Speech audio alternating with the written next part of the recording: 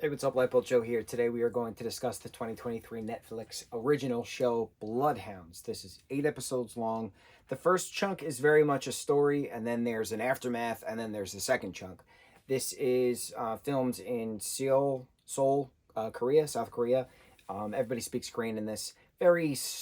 Like 4 English words maybe through all of this, which don't translate to Korean, which I find interesting. So this was incredible, absolutely incredible. It's about this main character, Gunwoo. He's a boxer. He is, training and fighting during COVID, right in 2020 when it first started. And so when the pandemic first started. So this is Korea handling COVID along with, lifting restrictions and stuff. And, how does one go about their day to day, right? What happens when you get COVID, etc. So Gunwoo is a boxer. He's training. He's fighting. He has an opponent, Woo Jin, at one point, and they're fighting each other. And Gunwoo wins, and then waits for Woo Jin after the match and asks him to go to dinner. And Woo Jin's like, "What is this? Like some kind of pity that you beat me?" And then Gunwoo's like, "No, like let's hang out." And it was adorable. So they go, they eat, they both figure out, Gunwoo is 2 years older than Woo Jin. 25 and 27, 25 respectively. And then they find out that they're both, ex-Marines. So they have that bond as well. And they're hanging out with each other. And then while this is happening, while they're training together, Gunwoo's mom takes out a loan with a loan shark. And there's fine print in that if she doesn't pay 10% of the initial whatever, they're going to destroy things, right? So then it's loan shark gangster stuff. And then there's the attack on his mom's cafe. And so Gunwoo's now stepping up, destroying everybody. And then while this is happening, there's another loan shark in the area as well who's trying to do the opposite, help people versus destroy people. So it's now then a battle between loan sharks, one gangster group versus the next gangster group, which is mainly subtle and has good intentions for loaning people money versus bad intentions with a high interest rate, etc. So Gunwoo and Woo Jin team together to help, fight for this one loan shark after agreeing to, work to help the loan shark's granddaughter, collect and stuff. And that goes south. She winds up going to Rome after the first giant battle because her grandfather, Mr. Choi, is killed by this other loan shark. Very brutal, very bloody, very torturous, kind of gruesome, a lot of gore in this, which I find very interesting.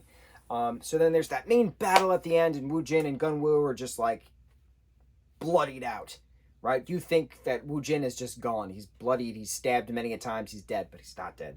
So then we flash forward a year. Gunwoo and Woo Jin are training still with each other.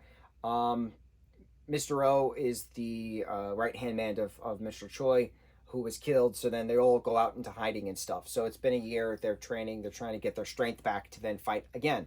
So just because you lose the battle doesn't mean you lose the war. The story continues. The second battle happens. They get the cops involved. Everybody's sliding money where and who can get what information from what informant, etc. Track him down on a freighter ship to Vietnam and battle it out. And he's arrested. And the Gunwoo and Woo Jin go visit his mom, who's been hiding at an orphanage, helping kids, saying, we can go and we can live our lives. And they each get 2 gold bars each at the end. It was really cool.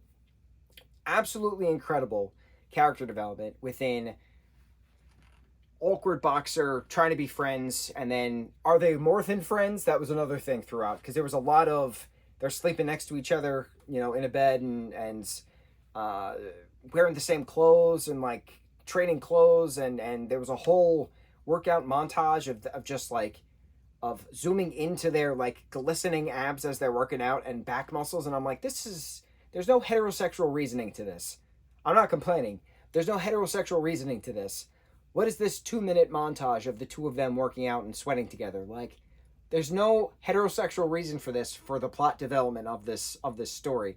It worked out great, but it was a very queer-coded, extremely queer-coded between the two characters, which was awesome in a will they, won't they. Are they just friends? Are they more than friends? It didn't really matter for the story, but it was very on your toes. What's going on right now? There was no heterosexual explanation in regards to why those certain scenes or moments between the two of them happened. Anyway, continuing on. I loved the character development that Gunwoo has and the character development that Woo Jin has. The two of them are friends throughout the entirety, right? They're working together, they're training together, they're strengthening up together to figure out how to fight and do the right thing at the end, right? Defeat this bad person who killed Mr. Chow, stole all the gold bricks, right? Bad. We're going to right the wrong. But how do we right the wrong? Gunwoo is very emotional. He's extremely strong, and he's extremely powerful, and he's extremely smart. But he shows his emotions. There's plenty of scenes where something happens and he cries because it's the appropriate response. It's not a, all right, toughen up, buttercup. It's not one of those stupid alpha male, we don't cry kind of thing. No, this was a male experiencing loss, experiencing tragedy, experiencing pain, experiencing suffering, and he reacted appropriately. It was so incredibly powerful to see this strong man cry. Doesn't happen ever, often in theater. Theater, the theater's different. Strong men cry in theater. That's what it's designed for. Film, TV series. We're getting to the point where we're breaking the gender norms, and I'm very happy about that. And this was a beautiful explanation of that, because you had the incredible fight scenes. You had the incredible fighting, torture, gore, this guy biting his own tongue off. It's just insane. Absolute insanity. Blood splatter everywhere, slicing with foot knives. It was incredibly, it was visceral. It was insane. It was insanity. Absolute insanity. But while you have all of this going on, this is the same character who's crying 4 scenes ago, trying to figure out, all right, let me get this out. Let me figure out what's next. What do we do next? And it's appropriate responses. And I'm so happy that we have a character who feels like an actual human. He's reacting as an actual human does, not a toughen up buttercup kind of alpha male character. This is an alpha male that could kill you in your sleep, and you would thank them. That's how strong and powerful this individual was. Gunwoo's character was absolutely incredible. The development, the portrayal that actor did, absolutely incredible. The Woo Jin character as well, absolutely incredible. The friendship dynamic that they have was absolutely incredible. I think that's my summary for season 1 of Bloodhounds. Absolutely incredible. It's got like an 8 point something on IMDb right now. It's doing very well. Not many people are talking about it in the States. Doing well in Korea. Not many people are talking about it in the States. But this is an incredible show that I've seen a lot. I've seen it. I haven't seen it all. I've seen a lot. I've studied this film and storyline and character development. I've been critiquing for quite some time, right? I know some stuff. And this was some stuff. I am so impressed with how they filmed it during COVID, during lockdowns. It felt like Fast and Furious at certain points. We're just zipping through streets and car chase and truck smacking people. It was absolutely incredible. We're just gonna hashtag absolutely incredible at the posting of this, because I don't know how else to explain how absolutely incredible this is without somebody watching it and saying, oh my God, you're right. It was absolutely incredible. It's so amazing to see such a modern show within a culture I'm not familiar with. So that was the other thing I noticed.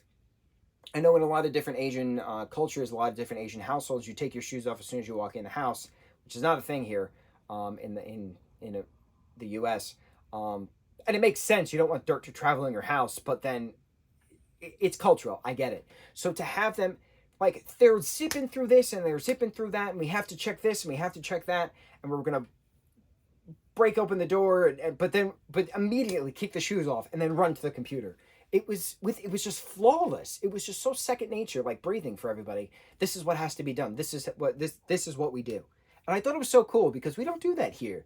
And to see somebody portray something as so second nature as breathing, I thought it was very interesting how the mind works. That if you're taught to do something a certain way for quite some time, and it becomes ingrained into your psyche that you just do these things, it is what it is. It's pretty interesting. It's very interesting how all this works out. But now we're talking psychology. We know got to talk about psychology. Bloodhounds, 8 episodes, Netflix original show. Absolutely, hashtag absolutely incredible. On to the next review. Mucho mahalo.